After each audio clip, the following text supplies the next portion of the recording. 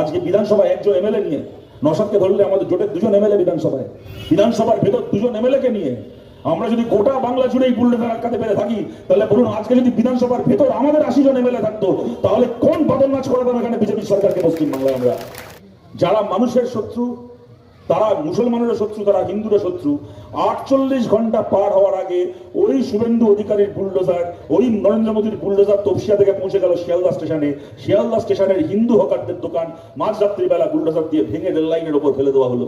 লজ্জা করে না? ভোটের আগে যাকে আমি বলবো তুমি হিন্দু আমাকে ভোট দাও, আবার স্লোগান লিখেছিল, জন্ম যদি হিন্দু কুলে ভোট দেবো পদ্ম ফুলে। ভোটের পরে হলো জন্ম যতই তোমার হিন্দু কুলে, ভোটের পরে তোমায় যাবো ভুলে। আমরা কমিউনিস্ট পার্টি করি, আমরা জিতলেও মানুষের সঙ্গে আছি, আমরা হারলেও মানুষের সঙ্গে আছি, মানুষের সঙ্গে আমরা থাকবো। আজকে বাংলা জুড়ে এই যে আক্রমণ নেমে এসছে, বুলডোজারের আক্রমণ, বাড়ি ভাঙা হচ্ছে, ঘর ভাঙা হচ্ছে। সরকার, নতুন সরকার আসার পরে প্রথম বুলডোজার গেল কোথায়? না পশ্চিমবাংলার মধ্যে একটা কসবায়, একটা এলাকা তপসিয়া, আপনারা জানেন 100 জনের মধ্যে 99 জন মানুষ সেখানে ধর্মে মুসলমান। 100 জনের মধ্যে 99 জন মানুষ ধর্মে মুসলমান। প্রথম বুলডোজার পাঠালো বিজেপি সরকার তপসিয়া। কেন? এত জায়গা থাকতে। আর ওরা জানে যেখানে বুলডোজার পাঠাবো খেটে খাওয়া মানুষের বাড়ি ঘর ভাঙার জন্য, দোকান ভাঙার জন্য। তৃণমূল বিক্রি হয়ে গেছে, তৃণমূলের পতাকাটা আমরা কিনে নিয়েছি, তৃণমূলের লোকগুলো আমাদের পায়ে সারেন্ডার করে গেছে, কিন্তু সিপিআইএমকে কিনতে পারিনি, সিপিআইএম বিক্রি হয়নি, বামপন্থীরা বিক্রি হয়নি। তাই যেখানে বুলডোজার পাঠাবো ওখানে তৃণমূল থাক কি না থাক, ওখানে লাল পতাকা থাকবে, সিপিআইএম থাকবে, কমিউনিস্টরা থাকবে, তারা আমাদের বুলডোজারের সামনে এসে দাঁড়াবে। আর ঠিক তাই হলো। তপসিয়াতে ওরা আসলো বাড়িঘর ভাঙতে, আমরা আটকালাম। মুহূর্তের মধ্যে সেই ছবি নিয়ে গোটা রাজ্যে প্রচার হয়ে গেল যে দেখো বামপন্থীরা হচ্ছে মুসলমানদের দালালি করে, যে মুসলমান এলাকায় ঘর ভাঙতে গেছে অমনি মুসলমানদের জন্য, মুসলমানদের বাড়িঘর বাঁচানোর জন্য ঠিক সিপিএম পৌঁছে গেছে। সিপিএম কে চিনে নাও। কি হলো? দুটো দিন যেতে না যেতে 48 ঘন্টা পার হতে না হতে মানুষ দেখলেন যারা মানুষের শত্রু, তারা মুসলমানের শত্রু, তারা হিন্দুর শত্রু। 48 ঘন্টা পার হওয়ার আগে ওই শুভেন্দু অধিকারীর বুলডোজার তপসিয়া থেকে পৌঁছে গেল শিয়ালদা স্টেশনে। ওই নরেন্দ্র মোদীর বুলডোজার তপসিয়া থেকে পৌঁছে গেল শিয়ালদা স্টেশনে। শিয়ালদা স্টেশনের হিন্দু হকারদের দোকান মাঝরাত্রিবেলা বুলডোজার দিয়ে ভেঙে রেল লাইনের ওপর ফেলে দেওয়া হলো। একটা কলমের খোঁচায় তারপরে গোটা রাজ্য জুড়ে হকার উচ্ছেদ শুরু হলো। শিয়ালদা, তারপরে যাদবপুর, কোচবিহার। কোচবিহারে খালি হকার নয়, এমনকি রেল স্টেশনের পাশে একটা স্কুল, বাচ্চাদের স্কুল, 40 বছর ধরে স্কুলটা চলছে, স্কুল ভেঙে দেওয়া হলো। বর্ধমানে ভাঙা হলো, উত্তরবাংলার একটার পর একটা স্টেশনে ভাঙা হলো। তখন কে হিন্দু কে মুসলমান? এই হাবড়া স্টেশনে আজকে দুপুরবেলা আমরা গেছিলাম, ওখানে ওই হাবড়া স্টেশনের ভিডিও দেখছি। ওখানকার যিনি এমএলএ, বিধানসভা ভোটের আগে ওই স্টেশনের ধারে ঝুপড়িগুলোতে গিয়ে মানুষকে বলছেন, আহা তোমার এত কষ্ট, মাথার ওপর প্লাস্টিকের ছাদ, কিভাবে আছো এইভাবে প্লাস্টিকের ছাদের তলায়? কেন এরকম ভাবে প্লাস্টিকের ছাদের নিচে থাকবে? একবার আমাদের ভোট দাও, যদি আমরা জিতি তোমাকে আর প্লাস্টিকের ছাদের নিচে থাকতে হবে না, তোমার মাথার উপর আর প্লাস্টিকের ছাদ থাকবে না। তুমি হিন্দু, আমি হিন্দু, হিন্দু হিন্দু ভাই ভাই, যদি আমরা ভোটে জিতি তোমার মাথার উপর প্লাস্টিকের ছাদ থাকবে না। মানুষ ভোট দিলেন, মানুষ ভাবলেন বোধহয় বিজেপিকে ভোট দিলে মাথায় প্লাস্টিকের ছাদ থাকবে না ভেবেছে, কারণ মাথায় পাকা ছাদ বানিয়ে দেবে।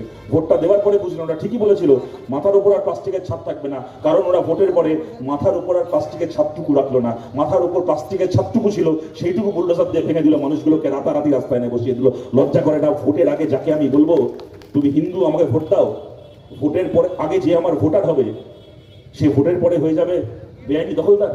লোকটা যদি বেআইনি হয়, তার বাড়ি যদি বেআইনি হয়, তাহলে সেই বাড়ির দরজায় কোনো রাজনৈতিক দল কেন ভোট চাইতে যাবে?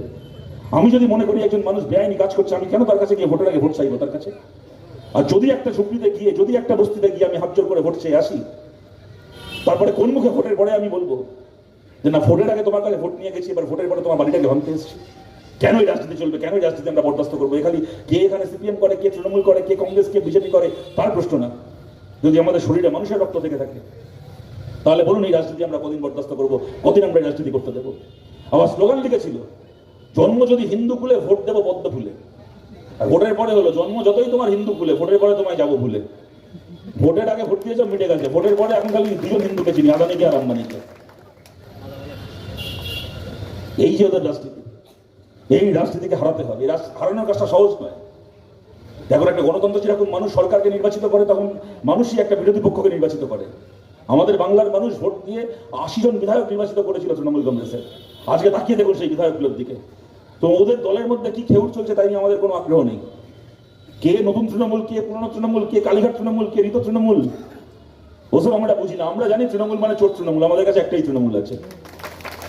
ওদের ছাগল ওরা আগায় কাটবে না ডগায় কাটবে, কোন কমিটি বেরোবে কি বেরোবে, ওর টাকা কোথায় যাবে না যাবে আমাদের কিছু যায় আসে না। কিন্তু আমরা একটা কথা বুঝি, যারা বিধানসভায় বিরোধী হিসেবে নির্বাচিত হয়ে গেল, যারা লোকসভায় নির্বাচিত হয়ে গেছে, এই কাকলি ঘোষ দস্তিদার এই ভোটের আগে আপনাদের এখানে এসে বলেছিল এই সমস্ত এলাকায় যেখানে যেখানে সংখ্যালঘু মানুষ বসবাস করেন, তা আজকে হাবড়া অশোকনগরের এই সমস্ত এলাকায় হতে পারে, তা আজকে দেগঙ্গায় হতে পারে, হাড়োয়া হতে পারে, মিনাকা হতে পারে, বসিরহাট হতে পারে, ক্যানিং হতে পারে, তা বর্ধমানের পূর্বস্থলী হতে পারে, যেখানে যেখানে বাংলা জুড়ে সংখ্যালঘু মানুষ বসবাস করেন, ভাঙর হতে পারে, সমস্ত জায়গাতে এই কাকলি ঘোষ দস্তিদার এই সায়নী ঘোষরা গিয়ে বলেছিল মুসলমান এলাকায় তৃণমূল ছাড়া অন্য কোনো দলের পতাকা উঠবে না, অন্য কোনো পার্টিকে আমরা মিটিং মিছিল করতে দেবো না, সবার পার্টি অফিস দখল করে নেবো, পঞ্চায়েতে কাউকে লড়তে দেবো না, কিচ্ছু করতে দেবো না। কেন না, মুসলমানের ভোট যদি ভাগাভাগি হয় তাহলে বিজেপির সুবিধা হয়ে যাবে।